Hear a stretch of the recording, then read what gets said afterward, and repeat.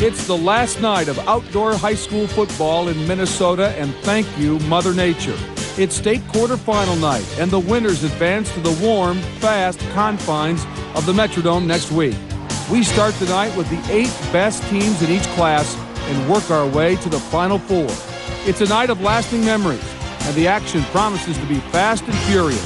So don't go away. The Prep Sports Extra, live on PAX TV, is up next.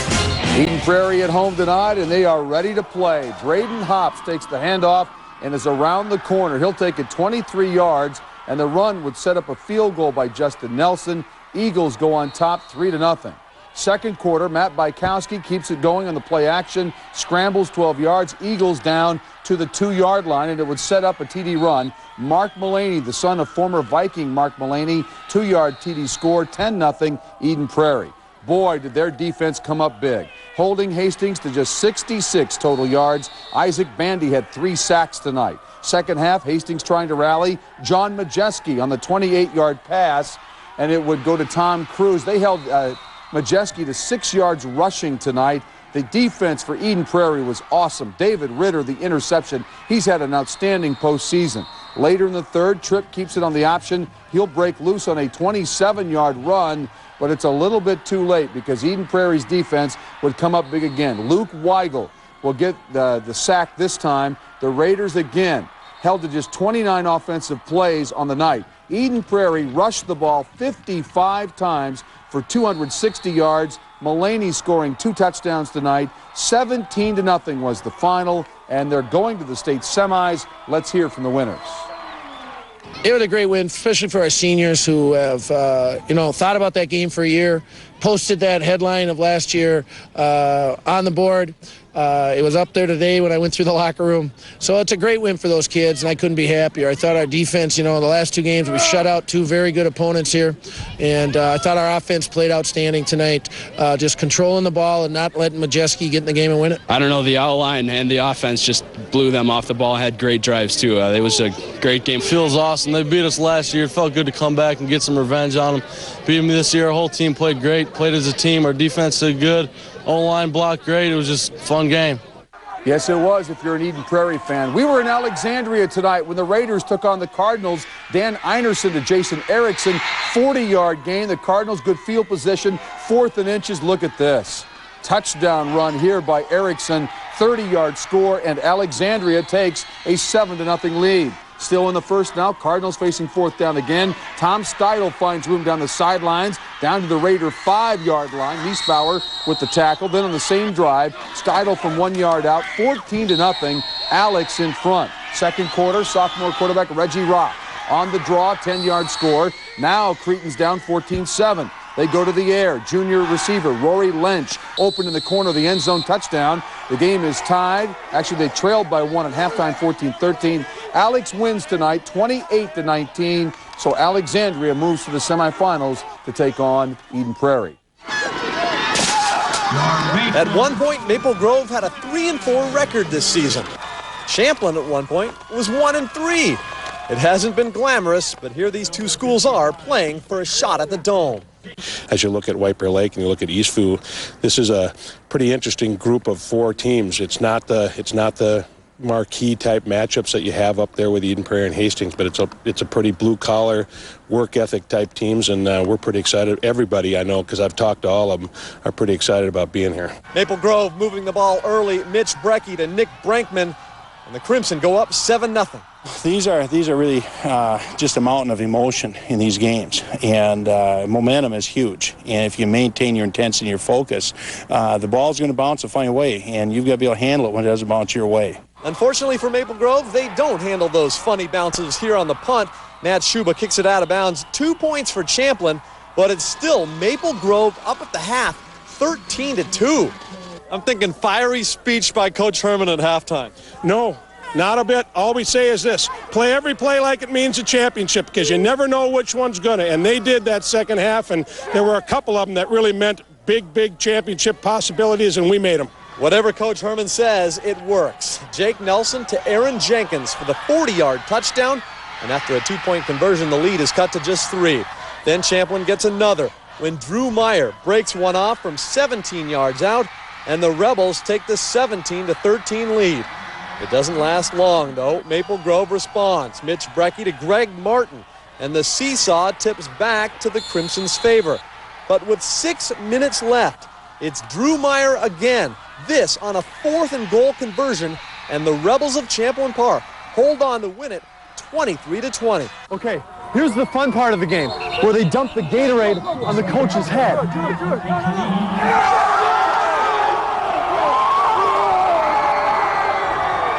How you doing, man? Good. Excellent. We go to the dome, baby. Yeah! That's what I like to see, man. A little bit of passion. Well, we worked so hard and dedication. We got off to a rocky start in the first half. But after that, we got together and we won this game. We beat them. Yes! We're going to the dome. How good does this feel? Oh, my God. It's unbelievable, you know. This is every kid's dream, you know, and we're finally going, you know. It's unbelievable. When you guys were 1-3, I mean, do you think you'd be going to the dome? We call it the dark horses, you know, and now we finally showed everyone, you know. It's unbelievable. Kids keep coming back. It's amazing. We just talk about winning 1 in a row. And we've been doing that since we lost the Blaine game way back in the 4th week or 5th week of the 4th week of the season. And since then, they've won 1 in a row every week, and that's all we can ask for. And that's 8 1-in-a-rows now. I don't count that far. I'm an English guy, not a math man. The math is actually quite simple.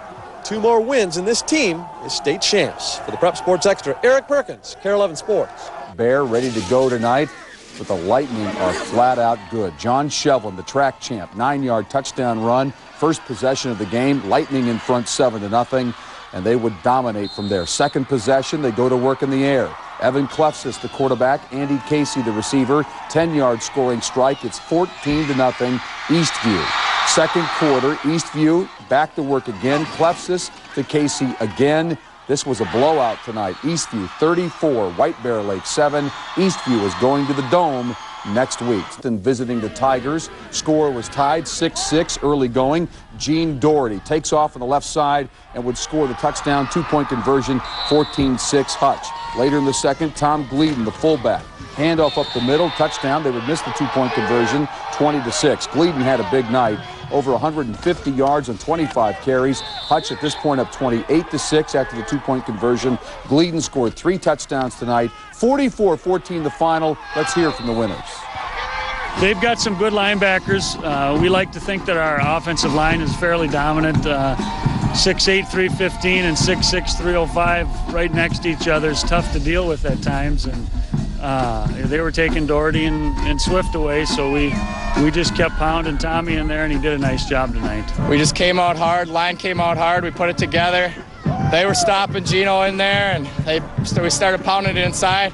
As soon as I looked up at the hole, I mean, it was open. The line just kept opening up out in front, and that was great. That's what we need.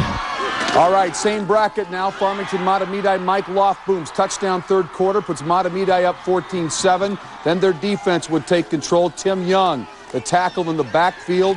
Farmington facing 4th and 20, trying to stay alive. They complete the pass, but Neil Petrash pulled down 3 yards short of the first down. Matamidi 14-7 to remain undefeated. Tim McNiff was there tonight. All right, Randy, thank you very much. I am joined by Wally Malmstrom. Your team is now headed to the Metrodome in the quarterfinals. Big test tonight from Farmington. Farmington's a real good team. They come out of that tough Minnesota conference, and we knew they were going to be very physical, and they were tonight. They ran the ball very well. They hit us very hard, but again, in November, you got to play tough football, and that's exactly what we did, and that's what they did. It was a great game. Your offense was able to possess the football in the second half, but your defense really won this game tonight. Oh, yeah, the defense is great. They've been together a long time, and they just played outstanding ball. These guys really know what they need to do to stop the opponents, and we got a great game plan from our defensive coordinator, Ken Stevens, and it's a great game. It's going to be fun to see Lofboom on the turf. Oh, yeah. It's going to be a lot of fun. It's going to be fun to see our defensive line on the turf. And they're really looking forward to it. We were there in 96. A lot of those kids remember that. They were down there cheering us on, and we're going to be really happy getting down there again. I know it's been a huge goal for the kids to get to the Metrodome. They get there, but your prize waiting, I think, is going to be Hutchinson. And do you know anything about them? Hutch is from the same conference, the Minnesota Conference. They're big and physical. They're very, very big and physical. They got a couple 300-pound tackles that are outstanding guys on the offensive line, and we're expecting another physical game. That's what you see in November. Well, Wally, don't think about the Tigers just yet. Enjoy this one. Well, we're thinking about these Tigers here, the Farmington Tigers, but thank you very much. All right, there you go, Randy. Matamidi is headed to the Metrodome with a big win over Farmington. So this one, first quarter, Tim Service, 50 yards in the touchdown run, 7-0 Detroit Lakes in front early. This game being played in Detroit Lakes tonight. Minute 24 left, Service again. This one 44 yards. The Lakers led 28-0 before Richfield finally got on the board. It's Chris Pulford with a touchdown strike to make it 28-7.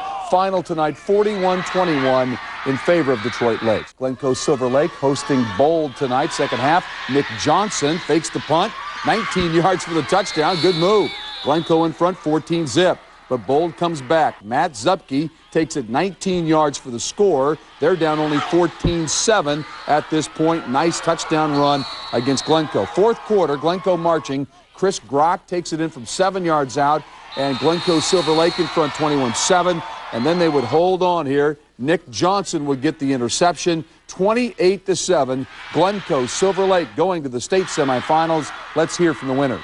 I said this has got to be as good as Heaven feels right now. I said our kids just were big underdogs this week, and we didn't believe what the press said. Everybody's picking Bold, and our kids just said, let's be our best and let the chips fall, and we did. We won. Watertown Mayor, the Royals leading Plainview-Elgin-Millville 14-7 third quarter. Here come the Bulldogs. Mike Ryder will roll right and hit Sean Ryder for the first down. Then Mike Ryder again, this time looking left. He throws it up. Brad Swancutt scoring the touchdown. 14-13. Watertown, after the missed extra point, is in front. They, however, lose tonight. 19-14 as Plainview gets the victory. Touchdown right here. This one covers 60 yards. And Plainview-Elgin-Millville wins tonight at Watertown Mayor. 19-14 was the finals. We check scores. And Breck, the Mustangs. Liam O'Hagan fakes the handoff. Mark Jagla for the touchdown. And Breck looking good. Kingsland would come back. Chad Strike had a big night. He will juke and jive his way for 20 yards. Strike making tacklers miss him all night long. He was almost impossible to stop for Breck. In overtime, game tied at 24. O'Hagan will throw the touchdown pass, and with the extra point, Breck leads 31-24. But Kingsland gets the ball in overtime, and now they get a chance to try and score. Strike will take it in for the touchdown, 31-30 Breck. They decide to go for two in the win. Guess who's going to get it? Chad Strike, and he scores the two-point conversion, and Breck loses tonight, 32-31. After the game, Kingsland head coach Mike Halser praised Chad Strike. Well, this is kind of what Chad's been doing the last 4 or 5 ball games. This is why we've been winning. But I'll tell you what, that's a great ball club we played. They kept us on our heels a lot of times with that passing game. But no, this is the type of game Chad plays, and he's doing a great job.